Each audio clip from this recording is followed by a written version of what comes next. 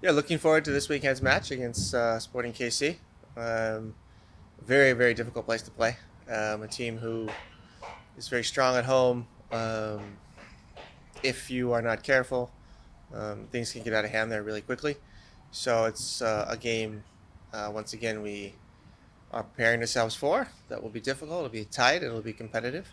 And there are also solutions. So we have been focusing on those as well. Um, this week we've added a new player, Sebastian Mendez from Orlando, who has, like the other new additions, doesn't take very long for guys to integrate themselves into this group. I think our group does a great job of welcoming new players. He has some fellow countrymen in this team as well, so his integration process uh, has been finished extremely quickly and was excellent. Anytime a player joins our group and is smiling all day, then I think we've done something right for the player as well. So we're excited to have him and to get into some action hopefully this weekend. Coach, you just mentioned Mendes. So it seems, and the feeling around the league is that the rich keeps getting richer. It feels like it's a move that he will be a starter for half the league, and here he comes to provide depth to a team that is already crazy deep. How is LAFC doing this compared to the rest of the league? Um, Two things. I wouldn't sign off on the comment Rich is getting richer. I don't think we are the top spender in the league. No, no, I mean in the sense of the Bale, Chiellini, like the depth of the team. Like it's you guys have a depth that is probably the biggest in history in the league. Um, Look, it's a lot of homework and relationships. John and Will and our scouting department and as well as our coaching staff, we do our homework and we are always trying to improve the group on the field, but also off the field. And we cannot force teams into giving us players, and we do not have other tools that other clubs do not have. We are working very hard, and we are constantly communicating and watching and trying to improve the group. And sometimes opportunities present themselves, and we can take advantage of those. And I think we've done a good job, timing wise, of taking advantage of those opportunities.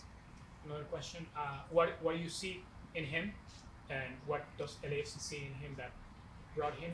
Obviously, we talk about depth. We talk maybe it's a good replacement when Ely is not available. Where does Mendes fit in your system? Um, his versatility in all three positions in midfield, the two eights and the six, make it possible for him to play in all three positions. So that's an advantage. He is, physically very gifted and covers a lot of ground and is quite aggressive. So his ball winning abilities, something that we're also looking for in players. And he brings that. And on top of that, he's technically proficient and has an eye for certain windows. So he fits very nicely into an eight position for us. And in a pinch, he can play in a six position. Coach, you spoke about his integration being seamless, at least so far. What do you think plays into that with this team's either schematically or in the system, or maybe even with the type of personalities that you have on this roster? A couple things. It's a culture that needs to be created, and I think we've done that. We put a lot of work into that, creating that culture in preseason, and and the guys, the locker room, they've done an amazing job in continuing that work. Um, this is their team, and how well we play and how many games we win, they decide, not the coaches, and they are hungry and they take care of that, and we're really proud of them for that. We also, when getting a new player, we look where the player's been, where he's from, how can he fit into the group, and so it's not just a player we see who would fit on the field with the X's and the O's and the positions. How is his character and what is his personality like, and how will it affect the group? And we saw in Sebastian a player who already knows and gels well with Sifu and Chiki, and we understand that he would be perfect for our locker room um, from the talks we had with him prior to his arrival. So for us, it was a zero risk, and we knew he would be well integrated for those two reasons. There's been new additions. Has your job become more difficult or easier now to maybe put some of these pieces in place? Certainly, when you're changing things, it does change our work a little bit, and we have to observe and keep an eye on things to make sure everybody's going in the right direction. And um, yeah, so more changes means initially a little more work, but we are trying to improve, as I mentioned before, our team on and off the field at all times, and that work is always ongoing and should be continuous.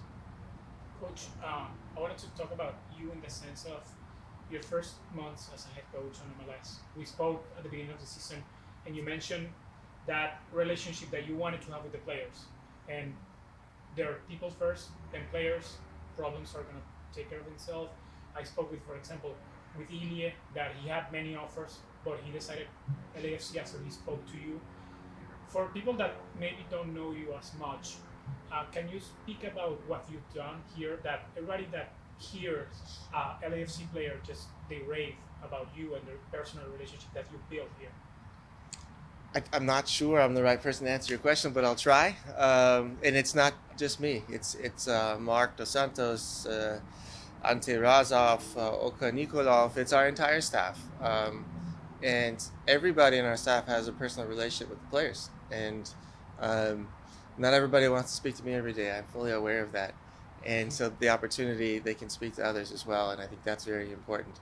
Um, um, Being transparent and honest about our goals from day one, and keeping a straight line in our messaging, I think, is also important for a relationship, not just from coach to player, but in general. And that's what we've managed to do with these players. And so they know what they're going to get from us. They also know what we expect from them. And along the way, we're going to work hard to get better, but have a good time. And I think that goes a long way with players. My last question, you just mentioned transparency in the objectives. Given what this team is going through right now, is it title or bust? Our season objectives will remain internal, but we've challenged this group to try to win as many games as possible.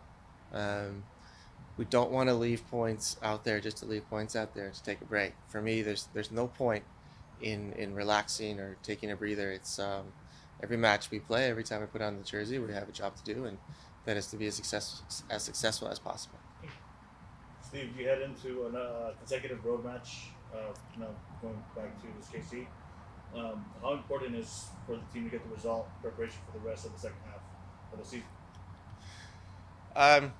Yeah, I try not to look at the season as the first half and second half and what phase we're in. We are, of course, for planning purposes, we look at the calendar and how we physically um, control players' loading and to avoid injuries and all of that. But as far as performance goes and points go, it's week to week. And so this is a new match, a new opportunity. There's 3 points on the table, and 3 points that we want. So from that perspective, it's really week to week thinking, and at times half to half. Thank you. We'll take a couple questions off of Zoom, starting with Josh Burke. I'm not sure if you called me. This is Josh. You cut out. Is it my question? Yes. Yes, Okay. go ahead. All right. Hey Steve. Can you say does men different attributes or more flexibility than Poncho did? In what way are they different or similar? And is essentially a swap. Is that a wrong way to look at it? Well, positionally, I think it's okay to see it that way. And I think they're different players. Both can help LAFC in different ways. Pancho is at a point in his career where he would like to play more, and we would also like him to play more. And I think moving is his best opportunity to play more for the short term. But long term, Pancho can help us, and I think his strategic way of playing, his passing, his vision, are different attributes and qualities than Sebastian has. So both can help us. And I think right now, it's smart for Pancho to find a home where he can play more games, and we expect him to do that. the relationship with Sebastian is ongoing and growing, and we will see how he fits in and how much he can contribute. Okay. And recovering from the Nashville match, what have you seen from Giorgio? He played an hour. Does he look like he can be a consistent sort of week in, week out performer for you? Do you think he'll get another start in Kansas City? And what should we expect from Gareth in this contest? I suspect both can play. They've had a full week of training. They recovered very well from the game, enjoyed their debut, and they got a W. So, both are ready to go. Okay, thank you. Mm-hmm. Go ahead, Ryan Wallerson. Hi, Steve. Can you talk about Jose Cifuentes, both over the last couple of weeks when, he's obviously on his way onto the MLS team of the week, but before the Galaxy game, you spoke to him as one of the most important players from last year and talked about a challenge issue for him to progress. Can you just talk about how he has answered that challenge this season and speak on his current form? Yeah. If you look towards the beginning of the season, he wasn't playing every week, and there were things about his game we were not happy with. And as we've done with every player, we sit them down and we explain it to them and give them solutions. And Sifu, as you mentioned, has answered us, and he has found those solutions and has used them and applied them into his games. He's an incredibly talented player. Really, the sky's the limit. He's a complete player. I think one of the few in our league who can play in any position in the middle of the park. He's defensively and offensively solid. So it is now just a matter for him of playing consistently at a high level, and he's been able to do that for the past couple of weeks. And we will challenge him and push him as far as he wants to go to continue to do that, but also to continue to improve. And I think they mentioned this after the Galaxy game. One of the areas he still needs to improve in is his defensive positioning. But last week in Nashville, there was an improvement as well. So that is also something that he has the ability to learn and to adapt to a higher level, which not many players can. Thank you. Last question from Justin Bruderman. Hi, Steve. You mentioned you were implementing some new ideas in training this week, and despite being bottom of the conference, Sporting Kansas City are tied for the second highest possession in the league with Galaxy. Do you expect to concede a lot of possession similarly to how you did against Galaxy? And is that easier to do with a full week's rest before and after the match?